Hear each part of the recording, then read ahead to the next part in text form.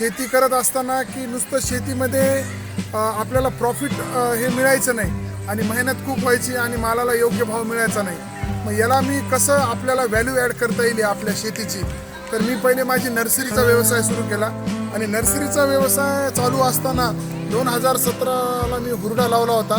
मग त्याच्यामध्ये आमच्याकडं जे सगळे वर्कर काम करतात त्यांची अशी इच्छा झाली की सर आम्हाला 12 महिने काहीतरी काम द्या. मग मला असं सुचलं की आपण हा हुरडा पार्टी पण आपण हा एक व्यवसाय आम्ही संभाजीनगरला जाऊन बघितलं की काही प्रमाणात लोक तिथं करायची.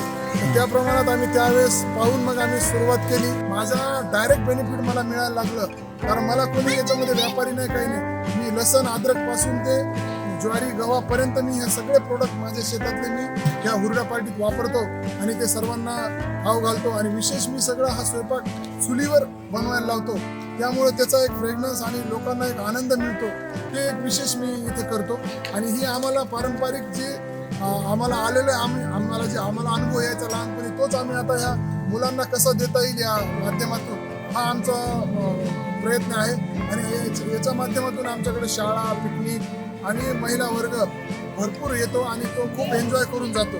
आमच्याकडे अँकर आहे, पपेट शो आहे, जादूगर आहे आणि भरपूर वेगवेगळ्या व्हरायटी आम्ही ठेवलेल्या आहेत. फिरायला घोडागाडी, बैलगाडी, टांगा, उसाचा रस, पाणीपुरी असं विविध आम्ही ह्याच्यामध्ये दिलेलं आहे. हुरड्यासोबत हुरड्याची भेळ, कांद्याचे भजे, नूडल्स, लहान मुलांसाठी नूडल्स, पिझ्झा आणि मक्का, काही गावरान जे मेवा आहेत जसं कणीस आहे, हे ह्या सगळ्या गोष्टी आम्ही हुरड्यासोबत देतो. ताक, दही, मठ्ठा, चटण्या, गूळ, ह्या इत्यादी सगळ्या गोष्टी हुरड्यासोबत आम्ही सर्व करतो. 2017मध्ये आम्ही आमची हुरडा पार्टी सुरुवात केली होती. एक छोट्याशा प्रमाणामध्ये एक छोटंसं रोपटं होतं हुरडा पार्टीचं. मग हळूहळू करून दिवसेंदिवस ती वाढत गेली. आम्ही इथे जास्तीत जास्त करून महिलांना आम्ही इथे आमच्याकडे ज्या एम्प्लॉयमेंट्स आहे, महिलांचे एम्प्लॉयमेंट जनरेट केलेलं आहे. ज्या शेतात काम करणाऱ्या किंवा इतर काही कामं करणाऱ्या ज्या बायका आहेत, त्या सगळ्या महिला इथे काम करतात आणि एक 50 ते 60 लोकांचा आमचा हा स्टाफ आहे.